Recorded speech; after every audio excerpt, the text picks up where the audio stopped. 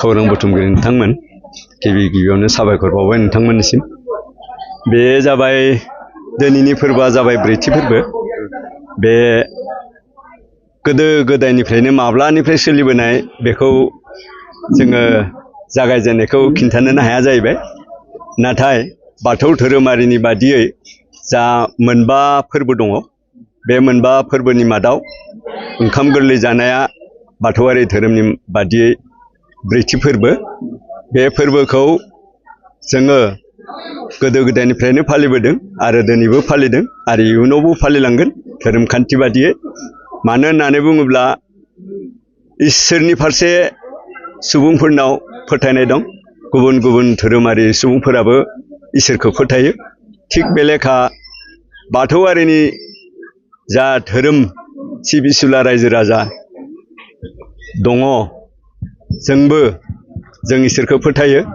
बे लेखा जोंनि जा मावनाय दांनाय, बे मावनाय दांनायनि उनाव मोननाय जा आबादफोर, बे आबादफोरखौ जोङो गोदो गोदायनिफ्रायनो फोथायनाय दंदि जोंनि जा मावनानै मोननाय आबादफोर, बे आबादखौ जोङो इसोरनो गिबियाव बावग्रोयो। बेनि उनावसो सुबुं माहारिया जायो।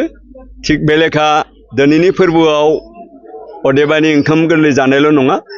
मानो होननानै बुङोब्ला माइनाव बरायनायनि बाथ्रा थाबाय।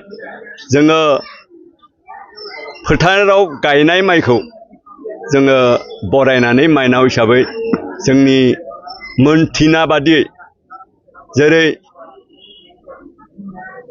खुंख्लाय बायदि रेजें बांबुर बायदि खुंख्लाय बायदि रेजें गोसो लानो नाङा, बांबुर बायदि बिरलांनो नाङा, अन्थाइ बायदि गोसो गिलिर लानानै जोंनि न'खरनि बाख्रि खना आरो माहेन्दोआव दिदोमै जिरायनानै फिसा फिसौखौ जिउ खुंनो हानाय रायजो राजाफोरखौ जाहोनानै फोथांना लाखिनाय नोंनो आफा इसोरनि सोरजिनाय जोंनि आदार। बे लेखा जोङो मोनथिनायावनो दं बादियैनो जोङो 2 आघन दाननि 9 अक्ट' दिनै 26 नभेम्बर 2025नि बे लेखा जोङो सावरायनाय बादियै जोंनि बे सिमेन्ट बियाब दुलाराय बाथौ गौथुमनि सिङाव थानाय गं 6-7 गामिनि मादाव दिनै बे सानजारि नोगोर हालामावनो थानाय 2 नम्बर माजगाव गामिनि थानसालियाव गंबा गामिजों बिथांमोनखौ बानजाय आफाद दानानै दिनैनि जा फोरबो, बे फोरबोखौ खुंलांनो बिबान होनाय जादोंमोन। बे लेखा 1 number Majgaon, 2 number Majgaon, 3 number Majgaon, 1 number तादुनिया बर' गामि, 2 नम्बर तादुनिया बर' गामि आरो सान्तिपुर राउन्ड सान्तिपुर होननाय बे गंबा गामिनोनो बिबान होदोंमोन।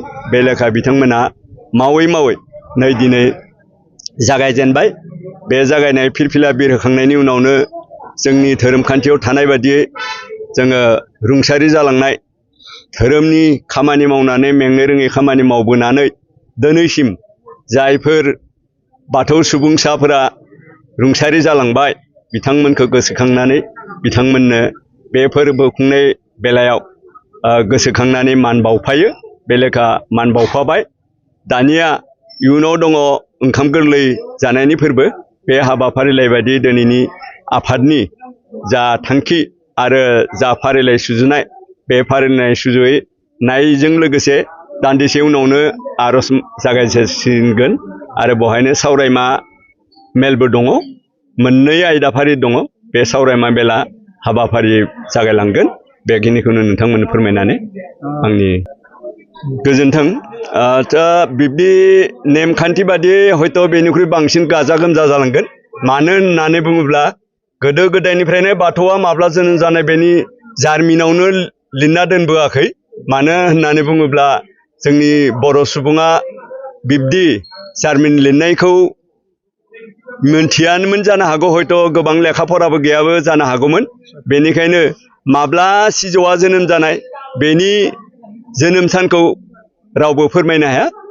बे लेखा धोरोमा माब्लानिफ्राय सोलिबोनाय बाथौ धोरोमा बेखौबो लिरनाय गैया खुगा खुगानो सोलिबोदोंमोन थिग बे लेखा जोङो जोंनि सिमेन्ट सापरि ओनसोलाव 1975 मायथाइयावनो गायसननानै धोरोम बादियै सिबिबोदों बे लेखा दिनै नेमखान्थि बादियै जोंनि जा थामथि फोरबो ब्रैथि फोरबो बे ओंखाम गोरलै जानाया बाथौ धोरोमनि खान्थि बादियै ब्रैथि फोरबो आं मिजिंथिदों जोंनि धोरोमा आगोलाव गोबां गोसाराखैमोनब्लाबो बावैसो गोजोनथाव बाथ्राया बेनोदि जोङो जा सेन्ट्रेलनि जा फोसावनाय बादियै जा हमजोबना लानाय बादियै जोङो फैगौ समफोराव जोङो बाथौजिम होननानैबो लिरनो हानायनि मोन्थाय मोनबाय बे लेखा जानो हागौ इयुनाव बिब्दि बाथौआरिनि जा गोबां फोरबो दङ बोसोराव मोनबा फोरबो